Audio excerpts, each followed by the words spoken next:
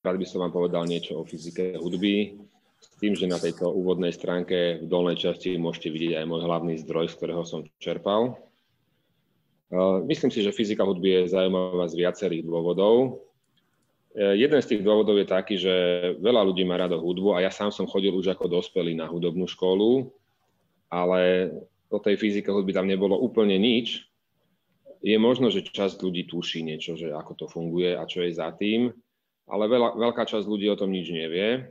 A ja dokonca, keď som skúšal sa prihlásiť, že dám akoby referát na tej hudobnej škole, tak o to nebolo záujem, čo ma dosť prekvapilo. Tak som si povedal, že je dobré, aby teda ľudia, ktorí chcú o tom niečo vedieť, mali možnosť aspoň sa to dozvedieť cez internet. Dobre, začneme takou pojmom tlaku, ktorý je dôležitý, pokiaľ sa teda jedná o fyziku hudby a veci s tým spojené. Myslím, že ste gymnázisti, ak si dobre pamätám, takže to je asi pre vás ľahká vec.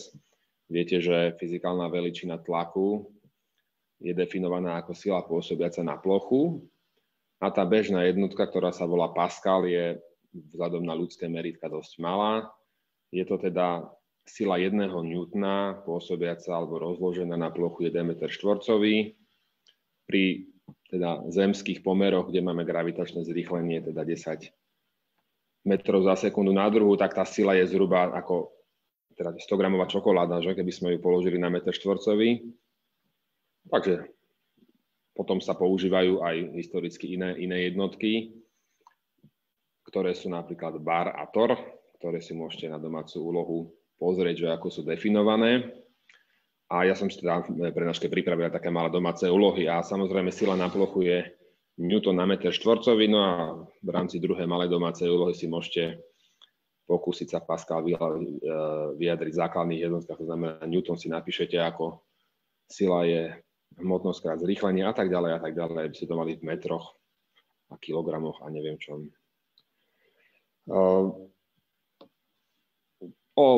Teda vznik alebo definíciu tejto jednotky sa zaslúžil alebo je pomenovaná po Blaiseovi Pascalovi, čo bol francúzsky fyzik, ale aj filozof, ktorý pôsobil vo francúzskom meste Clermont-Ferrand. Tam ho máte na mapke naznačené, kde sa nachádza. Nachádza sa v zaujímavom kraji v strede Francúzska, ktorý je domovom vyhasnutých sopiek. Tam máte jednu takú nakreslenú, volá sa Puy de Dôme. V nejakých dávnejších ročníkoch tam aj končila etapa na Tour de France, teraz to myslím v poslednej dobe nebolo, ale je to teda veľmi pekný kraj.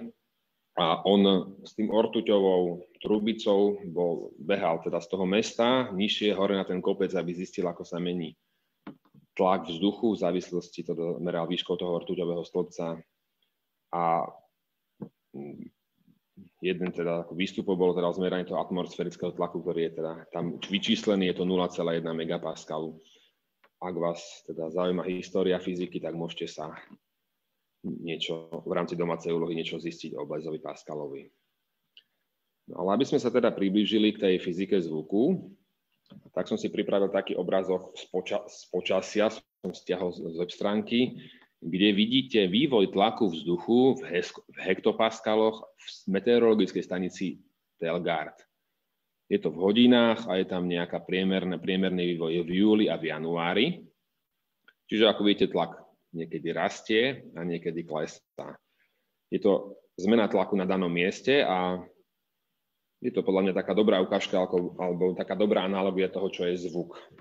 Takže zvuk je podobná vec, ale na iných časových škálach. To znamená, tlak sa nemení v rámci hodín, ale mení sa na oveľa kratších časových interváloch v rámci zlomkov sekúnd.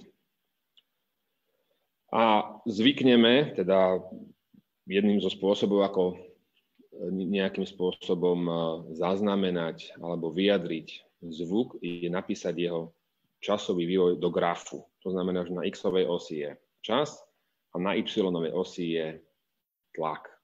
Spravidla sa to vynáša nie v absolútnom čísle, teda v hektopaskaloch, ale zvuk väčšinou sa udáva okolo nejakej strednej hodnoty. To znamená, že máme ticho a voči nemu tlak hore, tlak dole, tlak hore, tlak dole.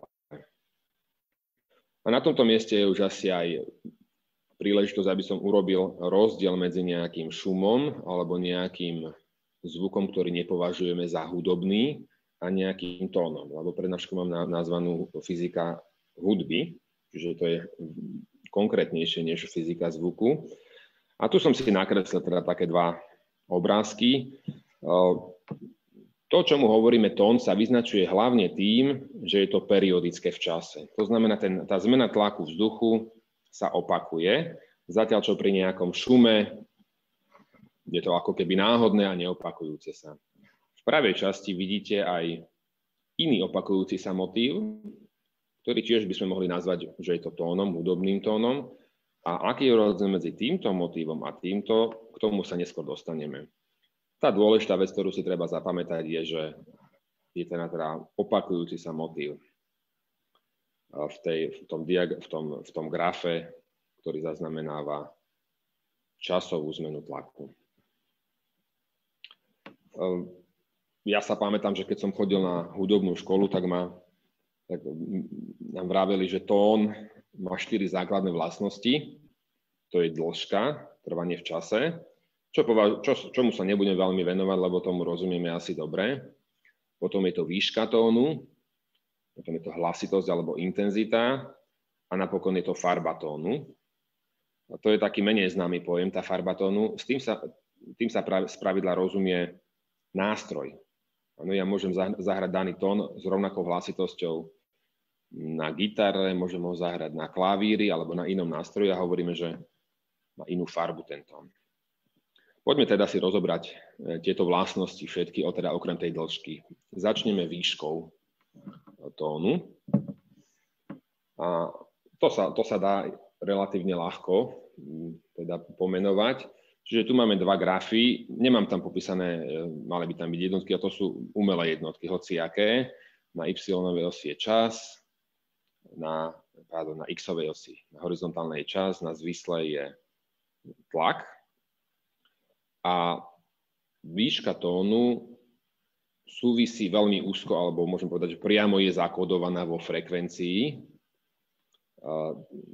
zmeny tlaku vzduchu. Čiže tento tón naľavo, ktorý tomu zodpovedá, je hĺbší tón a tento napravo, tón, ktorý zodpovedá takémuto grafu, je vyšší tón. To sú také relatívne bežné veci, ktoré sa vo fyzike vyskytujú. Tej výchylke voči rovnovážnej hodnote hovoríme amplitúda veľkosti a v tejto časovej dĺžke, keďže sme v časovej domene, hovoríme perióda. Dôležité je na tomto mieste poznamenať, že výška tónu, keď sa v hudbe rozprávame o výške tónu, tak sa rozprávame o vneme. To je vnem, ľudský vnem.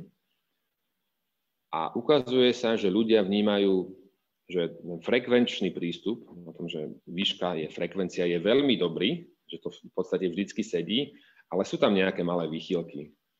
Ja to nemám vyskúšané, ale vraj teda internety ma naučili, že napríklad hlboké tóny, ak sú hlasné, to znamená, mám hlboký tón a dám ho hlasnejšie alebo tichšie, takže ak sú hlasné, tak znejú trochu nižšie. Čiže ukazuje sa, že ten pojem výšky tónu je trochu komplikovanejší než frekvencia, že sú tam nejaké korekcie od hlasitosti, ale tie korekcie sú malé. No a ako domácu úlohu si môžete urobiť takú štandardnú nejakú cvičenie z vln vo fyzike.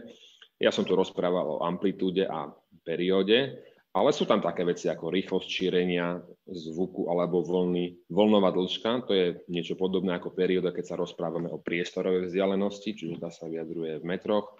Frekvencia, môžete si napísať nejaké vzorčeky, ako jedno cez druhé s druhým súvisí. Dobre, ja teraz budem ďalej pokračovať smerom k tej hudbe.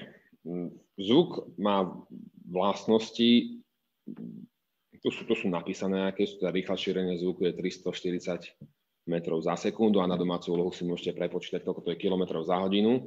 A ľudské ucho je schopné počuť frekvencie od 20 Hz, to znamená, tá tlaková zmena vo vzduchu sa udeje 20 krát za sekundu, až zhruba po tých 20 000 Hz, ale to závisí od poslucháča a od veku. Starší ľudia už nie sú schopní dobre počuť vysoké frekvencie.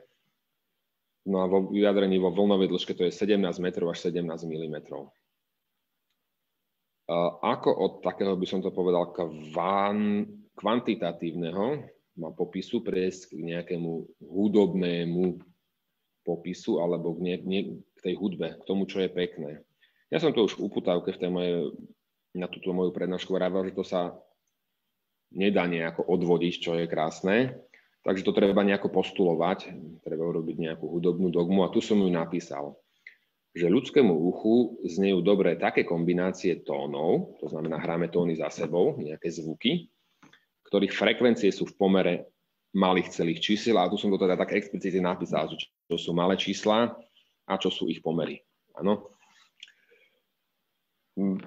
Ukazuje sa, že pomer 1:2, to znamená, že v nejakej skladbe máme nejaký tón alebo v nejakom hudobnom štýle a máme tam aj tón s dvojnásobnou frekvenciou, čiže máme tón 1000 Hz, máme 2000 Hz. To je takmer univerzálne platné pre všetky kultúry. Vo všetkých hudobných systémoch máme tón, ktorý sa vyskytujú tóny, že taký tón a aj s dvojnásobnou frekvenciou.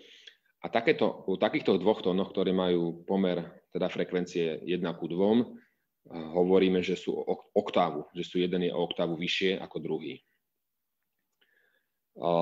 Teraz príde taký trošku zložitejší myšlienkový postup, takže dávajte pozor. Viete si predstaviť, že zahráte nejakú pesničku, napríklad Kohútika Jarabíka hlbšie, nejako poťukáte tie klávesy a potom, keď sa posuniete niekde doprava, poťukáte znova tie isté klávesy, alebo nejako podobne to poťukáte a tá pesnička znie vyššie. Čiže vy môžete zvýšiť výšku každého tónu, ale vec, ktorú chcete zachovať, aby tá pesnička pekne znela, chcete zachovať pomery frekvencií tých tónov, ktoré ste za sebe stlačili. Čiže ak ste stlačili tón z 1000 a potom 2000, tak keď to chcete posunúť vyššie, neviem, začnete 3000, tak potom musíte 6000, aby ste zachovali oktávu, aby to pekne znelo, aby ten pomer bol stále 1:2. Takže otázka je, ako skonštruovať nejakú stupnicu, v ktorých budú také tóny, ktorých frekvenčné pomery majú tie pomery malých čísiel. Budeme vychádzať z toho, že v každej stupnici sa nachádza oktáva a poďme skúmať, ako by sme mohli skúsiť tie teda tóny konštruovať, ich frekvencie. No ak si zoberiete napríklad aritmetický rad, to znamená pripočítavate konštantu, tu som si zobral taký aritmetický rad, že 100, 150, 200, 250, pričítaval som 50 stále, tak vidím, že frekvenčné pomery susedných tónov sa menia. To je dosť triviálne. Áno? 100 a 150 majú pomer 3:2, podiel je 1,5, čo vyššie tóny majú úplne iný pomer. Čiže ak by som zahral tieto dve klávesy akože najkratšia skladba, tak tá skladba by úplne inak znela, ak by som ich zahral vyššie, pretože ten frekvenčný pomer by sa nedodržal. Je teda dosť zrejmé, a to je z definície, že čo bude fungovať je tzv. Geometrický rad. To znamená, ak začnem znova 100 a 150, ale pokračujem nie tak, že pričítavam 50, ale násobím tým koeficientom. Čiže 1,5, vynásobím 1,5, vynásobím 1,5, vynásobím 1,5, vynásobím a tak ďalej. Vybudujem nejakú postupnosť, z ktorej sa hovorí geometrický rád vo frekvenciách. A tam je dosť triviálne, že ak zahrám niečo v nižších tónoch a posuniem to a zahrám to v tých vyšších, tak tie frekvenčné pomery budú rovnaké. Áno, ak by ako najkratšiu skladbu by som bral, že zahrám po sebe 2 tóny, no tak z definície tieto 2 tóny budú mať rovnaký frekvenčný pomer. Čiže tá skladba by mala znieť, ak veríme tej hudobnej dogme, stále nejako dobre a rovnako. Čo to teda znamená, keď máme v nejakom hudobnom systéme oktáv? To znamená, tu som uviedol konkrétny príklad, že máme tón, ktorý má výšku 1000 Hz a tú oktávu tam chceme. Takže tu niekde je tón, ktorý má 2000 Hz, má dvojnásobne vysokú frekvenciu. A tieto tóny, oni sú relatívne ďaleko od seba. Viete, že klavír má 7 oktáv. 7 tónov by nám bolo málo. My tam potrebujeme dodať medzi to nejaké ďalšie. Čiže tieto 2 tóny, tento 1000 a 2000, majú byť súčasťou iných radu tónov, ktoré sú usporiadané v geometrickej postupnosti. Čiže je tam násobiaci koeficient, stále ten istý, krát písmeno C, krát C, krát C, krát C, krát C, krát C, krát C. Až po dostatočnom vynásobení krát C sa dostaneme k 2000. Takže otázka, že čo je C? No, ak tých tónov v tej stupnici máme n, že ten počet tých guličiek je n, tak treba trochu porozmýšľať, čo je c. No tak c je n tá odmocnina z dvoch. Tá dvojka je tam preto, že máme dvojnásobnú frekvenciu. Keď n tú odmocninu z dvoch n krát použijete na násobenie, tak dostanete vynásobenie dvomi, dostanete dvojku. Čiže takýmto spôsobom sme vybudovali stupnicu, ktorá má tú vlastnosť, že je tak akoby translačne invariantná pri zmene tóniny, keď posunieme skladbu vyššie a nižšie, a obsahuje oktávu. Otázka teda je, či medzi týmito tónmi, ktoré sme takto vytvorili, sa môžu nachádzať iné tóny, ktoré sú v pomere malých čísel, 1 ku 2, 2 ku 3, 4 ku 3. No a odpoveď je záporná. To nie je možné. Čiže je tam akési vnútorné pnutie. Keď chceme tú stupnicu vybudovať ako geometrický rad vo frekvenciách, chceme tam zahrnúť oktávu, tak nie je možné, aby tam boli iné, okrem oktávy, také tóny, ktoré majú frekvencie v pomere malých celých čísiel. No prečo to tak je? To je vec matematiky. A to tvrdenie je také, že ľubovoľná odmocnina z dvoch, kde n je celé číslo, je iracionálna. Ona sa nedá zapísať ako pomer celých čísiel, nie je to ešte malých. Ja sa pamätám, že som mal dôkaz pre toto tvrdenie pre druhú odmocninu na strednej škole, takže keď ste gymnazisti, možno, že ste to mali, alebo že to môžete urobiť. Takže môžete si vyskúšať dôkaz iracionality čísla odmocnina z dvoch na domácu úlohu. Otázka je teda, ako sa z toho dostať, akože čo s tým teda, keď nevieme naplniť tie ciele, ktoré by sme chceli. To znamená aj pomery malých celých čísiel, aj oktáva, aj geometrický rád. No to riešenie je také, že ak za n, to veľké n, ktoré sme tu povedali, počet týchto tónov zvolíme číslo 12, tak zistíme, že sa tam nachádzajú také čísla, ktoré sú blízke k pomerom dvoch malých celých čísiel. Hovoríme o tzv. Temperovanom ladení, ktoré sa používa najmä u nástrojoch s veľkým rozsahom, napríklad na klavíri, aby sa dali skladby jednoducho, aby sa dala meniť tónina vyššie, nižšie. A tuto máme vyjadrené takú peknú tabuľku, včera som ju robil. Čiže zahráme základný tón, akože s frekvenčnou hodnotou 1. A potom vyššie tóny majú, teda ďalšie tóny, je ich 12, teda ten oktávový tón, o oktávu vyššie je už 13. A násobíme, takže odmocnina z dvoch, odmocnina znova, čiže odmocnina z dvoch na druhú, znova odmocnina z dvoch, čiže z dvoch na tretiu. A tu je desatinné priblíženie. Čiže ak si zoberieme tieto čísla, tak zhruba ich desatinné vyjadrenie, keď ich naťukáte do kalkulačky, je takéto. Áno. Čiže dvakrát násobíme postupne 12 odmocninou z dvoch, po 12 krokoch dojdeme na dvojku z definície. A toto sú desatinné vyjadrenie toho. A teraz si zoberte zlomky, čiže teraz to sú iné čísla, ale všimnite si, zoberieme si takéto zlomky, sú medzi nimi aj pomery malých čísiel, je tam samozrejme 2, ale je tam 3 ku 2, je tam 4 ku 3, je tam 5 ku 4, je tam 6 ku 5 a všimnite si desatinné vyjadrenie pre tieto zlomky. No v tomto stĺpci sa tie čísla veľmi podobajú číslam v tomto stĺpci. Tu máte ich rozdiely. Tie sú malé, väčšinou tam sú 2 nuly na začiatku. Tu je nejaký väčší rozdiel, tu je len 1 nula, potom jednotka, tu je 1 nula a jednotka. Čiže s istým kompromisom, keď sme sa zdali absolútnej dokonalosti, sme dokázali vytvoriť stupnicu, ktorá má aj zhruba, teda obsahuje tóny, ktorých frekvencie sú v pomere malých celých čísiel, a je to geometrický rád. Tie vzdialenosti hudobné, oni majú svoje pomenovania. Áno, keď sa zahrá dvakrát ten istý tón za sebou, tak hovoríme, že to je prima. Keď sa zahrá teda tento tón s frekvenciou 1 a s frekvenciou takouto, respektíve 1000, a môžeme si to vynásobiť celé nejako konštantou, áno, tak hovoríme, že to je malá sekunda, malá tercia, veľká tercia. Tieto hudobné intervaly, to znamená tie vzdialenosti medzi tónmi, majú svoje mená a končia sa teda oktávou. Respektíve samozrejme môžete pokračovať ďalej, môžete hrať ľubovoľne vzdialené 2 tóny. A potom sa podľa toho aj tvoria nejaké akordy. Tu som si pripravil teda taký ako nákres toho, ako vyzerá klavír. A tých 12 tónov, týmto 12 deleniam hovoríme, že to sú poltóny. To sú poltóny, čiže oktáva má 12 poltónov. A keď začneme hrať tuto, kde ukazujem, tak to zodpovedá tomu, že chodíme aj cez biele, aj cez čierne klávesy.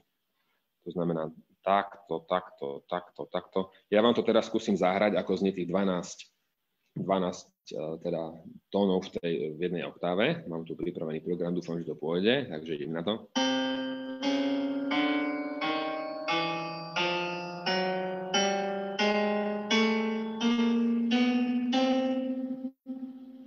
Dobre, takže teraz som zahral všetky tie klávesy vrátane čiernych cez jednu oktávu, to znamená odtiaľto až potiaľto. Ukazuje sa, že ak z týchto 12 tónov vyberieme nejakú podobnú množinu, menej tónov, takže znova to znie nejakým zaujímavým spôsobom pre ľudské ucho. Ak zahráme biele klávesy na klavíri, vyznačené červenými bodkami, hovoríme tomu durová stupnica, ktorá znie veselo a tvrdo. Skúsim ju zahrať, ale poznáte ju asi všetci.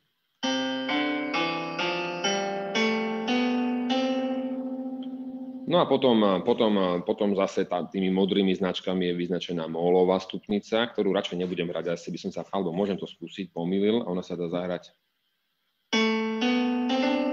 No. Táto mólová stupnica ľuďom znie mäkko a smutne, čiže to už sú nástroje, ktoré môžu skladatelia využívať na to, aby vytvorili v hudbe nejakú náladu. A je veľa iných stupnic, tých molových je viacej, nejaká ajovská, sú nejaké iné stupnice. Tam by sa o tom dalo hovoriť asi dosť veľa. Ešte tu spomínam frekvenciu 440 Hz, čo je nejaká štandardná frekvencia, ako sa definuje nejaké komorné A. A okrem temperovaného ladenia, lebo ja stále rozprávam o tzv. Temperovanom ladení, existujú aj iné ladenia, kde sa napríklad predí kvinta. Áno, že to nebude 1,4, ale na tom nástroji sa to naladí proste tak, aby to bolo 1,5, sú nejaké kvintové ladenia. Samozrejme tým, že naladíte kvintu, pokazíte niečo iné, nejakú oktávu. To sa nejako celé rozhádže, ale používa sa to pre niektoré nástroje. Takže to je ďalšia domáca úloha. Ak sa niekto chce zaujímať o to, aké ladenia jestvujú, tak môže tomu venovať svoj čas. Dobre, teraz by som prešiel k hlasitosti. Hlasitosť je tiež relatívne jednoduchá vec. A tu je naznačená, čiže máme vývoj tlaku vzduchu zaznamenaný v čase na jednom mieste. A pokiaľ je tá amplitúda, tá výchýlka, tá zmena tlaku väčšia, tak hovoríme, že je to zvuk hlasnejší alebo má väčšiu intenzitu. Tu ale vzďaleka neplatí to, čo platilo u výšky tónu. To znamená, tam sú silné korekcie, hlasitosť veľmi závisí od frekvencie. Neskôr, za chvíľku k tomu prídeme. Predtým, než k tomu prídeme, skúsme povedať, ako sa meria hlasitosť, ako by nás to napadlo merať. Jedným takým prirodzenou vecou je merať výkon zdroja, to znamená, máme reproduktor a pýtame sa, akú časť energie alebo koľko energie on dá do toho zvuku, do toho vzduchu, keď ho rozkmitáva. Nie je dobré brať elektrický príkon, lebo ten prístroj môže mať nízku účinnosť a reproduktory spravidla nemajú vysokú účinnosť, to znamená, že on veľa z tej elektrickej energie premení na teplo, ale časť premení na to samotné vibrovanie vzduchu a to by nás mohlo zaujímať. Je to zaujímavý spôsob merania, ale tam si treba uvedomiť, že samozrejme to závisí aj od vzdialenosti, ako ďaleko sme od reproduktora, takže merať to vo tom akustickom výkone reproduktora nie je taký dobrý nápad. A treba do toho zahrnúť tú vzdialenosť. Ako si prirodzene chápeme, že tá zvuková vlna sa z toho stredu šíri na všetky strany do priestoru. To neplatí, ak sme v nejakom uzavretom priestore, ale zatiaľ to teda nechajme tak, akože nie sme v uzavretom priestore.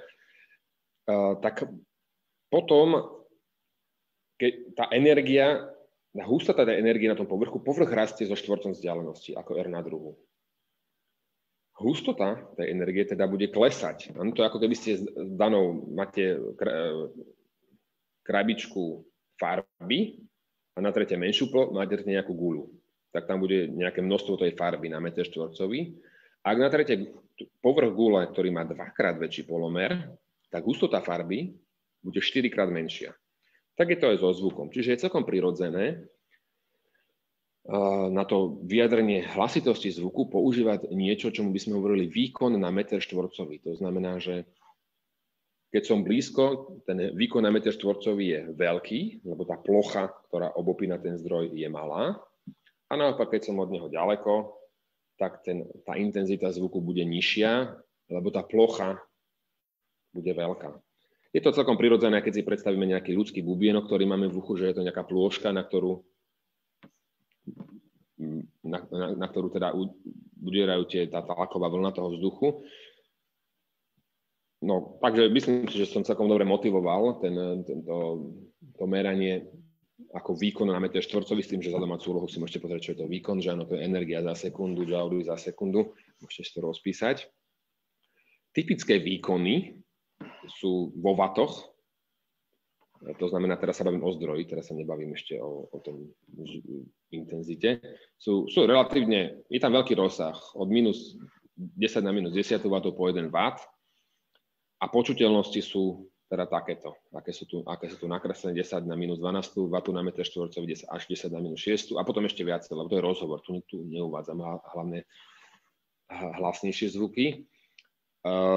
Je tam veľký rozsah intenzít, až 10 rádov. Rád znamená vynásobenie 10, čiže 10 na 10.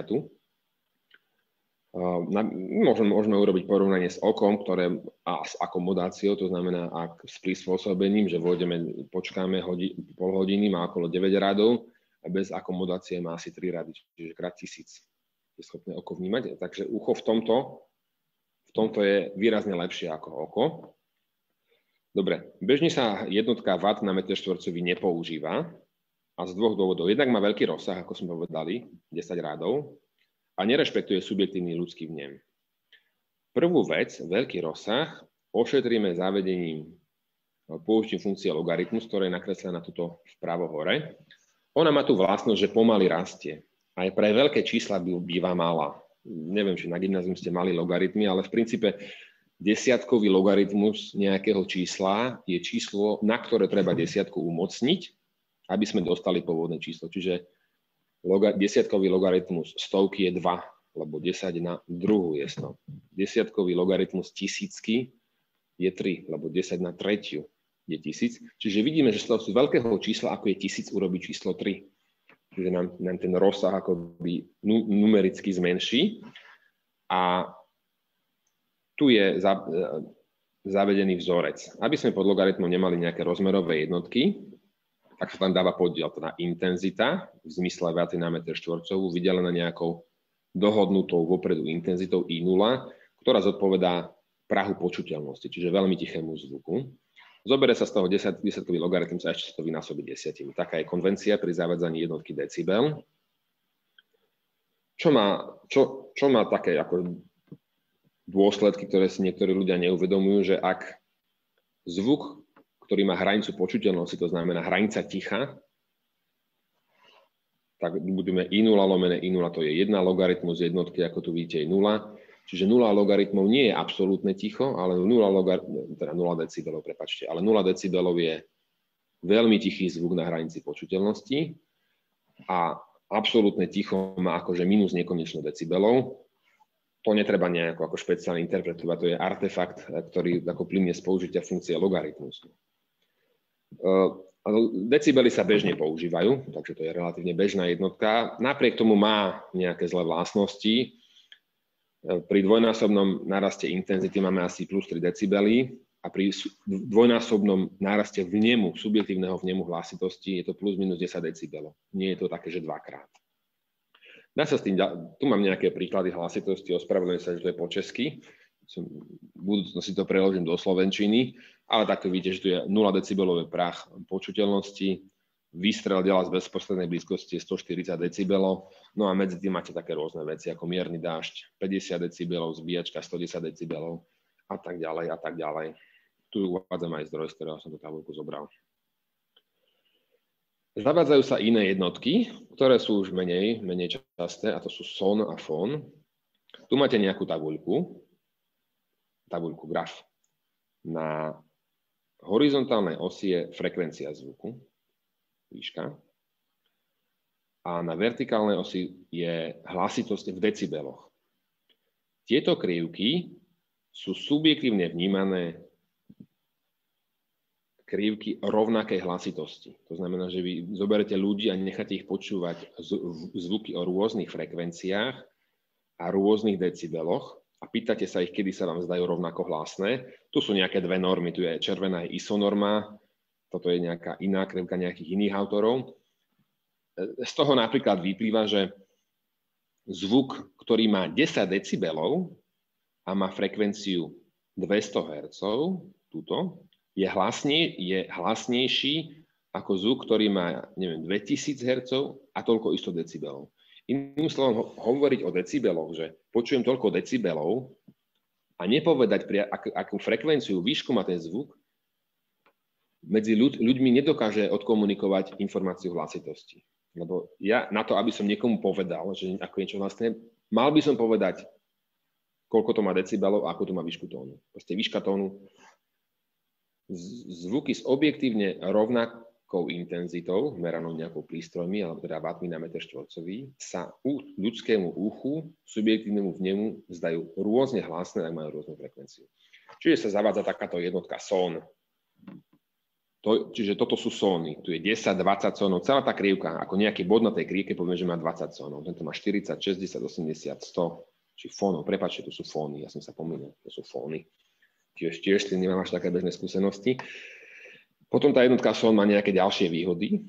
To na domácu úlohu si môžete pozrieť, že sa dá sčítavať. Že môžem povedať, že dvakrát väčší počet sónov má dvakrát väčšiu subjektívne vnímanú hlasitosť.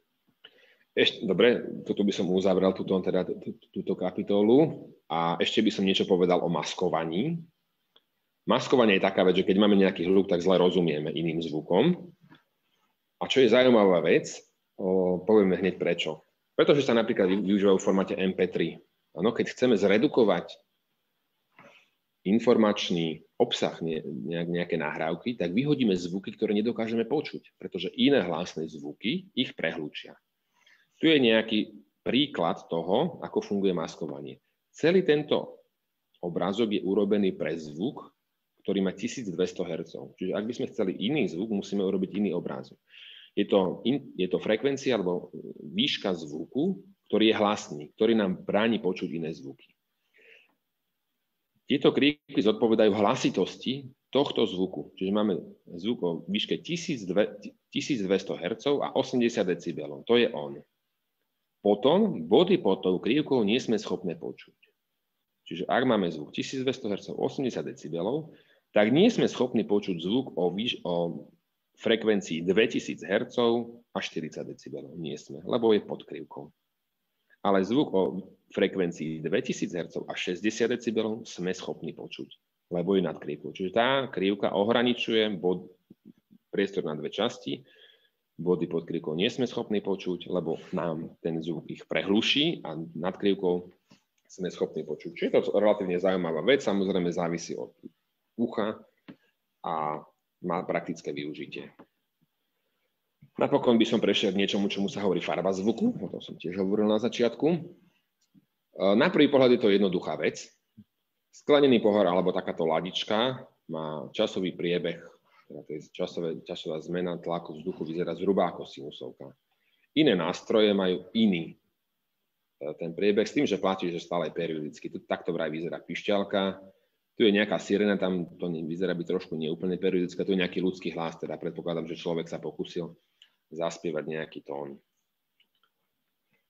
Na prvý pohľad to je veľmi jednoduché, teda keď máme nejaký opakujúci sa motív, keď je ten motív rôzny, tak akože je to iný nástroj. Ale aby sme videli, že to nie je až také jednoduché, poďme si to trošku skomplikovať a pozrieme sa, čo sa deje, keď teda zahráme na dvoch ladičkách, alebo dva sklenené poháre rozozvučíme, ktoré majú inú výšku tónu. Jeden bude ten modrý a druhý bude tá červená krivka. Vidíte, že oni majú rôznu výšku, nemajú rovnakú frekvenciu. A pri nízkych tlakoch, alebo bežných tlakoch platí, že tlaky sa jednoducho sčítajú v danom mieste. Že príde niečo z jedného zdroja, príde niečo z druhého zdroja a v danom mieste sa tlaky sčítajú. Tak poďme sčítať pobodovo tú modrú a červenú krivku. Dostávame zelenú krivku. Áno, v tomto prípade tu má modrá krivka hodnotu 1, červená krivka má hodnotu 4, 1 plus 4 je 5. Áno. Neviem, v tomto mieste modrá krivka má hodnotu 1, červená krivka má tiež hodnotu 1, spolu majú hodnotu 2. A tak ďalej, a tak ďalej. V každom bode sčítame modrú a červenú a dostaneme zelenú. Všimnite si, čo sa stane. Zelená krivka má úplne inú a väčšiu periódu než modrá a červená. Je síce periodická, ale s inou periódou. To je také trochu zaujímavé, ako to znamená, že rozozvučíme dve ladičky alebo dva poháre a počujeme nový nástroj alebo zvuk ako keby s inou farbou. Spravidla nie, akože my povieme, že to hrajú dve ladičky. Čiže tam je také ako keby taký nejasný, je to vec ľudského vnemu a je to taká nejasná vec, že proste pri istej kombinácii zvukov, kde je dominantná jedna frekvencia, začneme ako počuť nový nástroj. Keď tie frekvencie sú dosť odlišné a obidve sú zhruba rovnako intenzívne, tak počujeme dva nástroje. Je to teda relatívne zložitá vec a súvisí s ľudským vnemom. Či teda hovoríme o tom, že hrajú dva nástroje, alebo nový nástroj s inou farbou zvuku. Vo všeobecnosti platí, že nejaké sinusovky, tu som urobil taký nejaký obrázok, možno vyskladať do iných opakujúcich sa motivov. To je už taká ako trošku zložitejšia matematika. Hovoríme tomu rozklad do Fourierovho radu, ktorý formálne v matematickom zápise vyzerá takto, čiže máte kosinusy, sinusy sčítané v nejakej nekonečnej sume, kde a b sú čísla, koeficienty. No a keď to vhodne urobíte, vidíte, tu máme takýto hranatý signál, tak dáte jednu sinusovku, potom k tejto sinusovke pripočítate druhú, máte niečo také, tretiu a štvrtú, tak ste schopní, by som povedal, ľubovoľný opakujúci sa periodický signál zapísať ako súčet sinusoviek a kosinusov, tu hovoríme teda frekvenčný Fourierov rozklad. A rôzne nástroje alebo farba zvuku rôznych nástrojov v podstate znamená, že tie nízke frekvencie, keď K je malé, majú vysoké koeficienty, sú dominantné a tie nástroje sa líšia v tzv. Vyšších harmonických, sa tomu hovorí. Čiže majú iný rozklad na tie vyššie frekvencie, ale tú základnú majú dominantnú, áno, že dáme C na klavíri a C na gitare, má túto základnú sinusovku ako keby rovnakú a potom sa líši v tých vyšších. Povedali by sme, že v obidva nástroje hrajú C, môžu mať rovnakú hlasitosť, ale inak znejú, majú inú farbu, pretože majú iné tie vyššie frekvencie. Tu som položil ako na domácu úlohu, alebo proste, koho to zaujíma, otázok, to sú otázky na záver. Čiže tu je ten rozklad na sinusové vlny, ktorému hovorím Fourierov rad. Druhá otázka, prečo sinusové vlny? Prečo sú sinus také zaujímavé, prečo nie nejaké iné vlny? To súvisí s tým, čomu sa hovorí malé kmity. Veľa vecí, skoro všetko možné, pokiaľ má malú výchylku, neviem, čo tu mám niečo na blízku, pružné, no ani neviem nič chytiť do ruky. Keď niečo trošku rozkmitáte, tak to kmita ako sinusovka. Áno, kolega niečo ukazuje, takže otázka, čo sú malé kmity, prečo malé kmity? Čo neperiodické zvuky, to znamená, keď sa neopakujú, možno ich nejako rozložiť do frekvencií, tam je potom spojité frekvenčné spektrum. Ďalšia zaujímavá otázka, ako funguje ľudské ucho. S tým sú spojené tzv. Aurálne harmonické zvuky, to je, nazvime to, defekt ľudského ucha, keď nie je schopný kvôli intenzite počuť, ako fungujú hudobné nástroje, dostatočne presne zreprodukovať teda to, čo do ňoho prichádza, ako fungujú hudobné nástroje, stojaté vlny.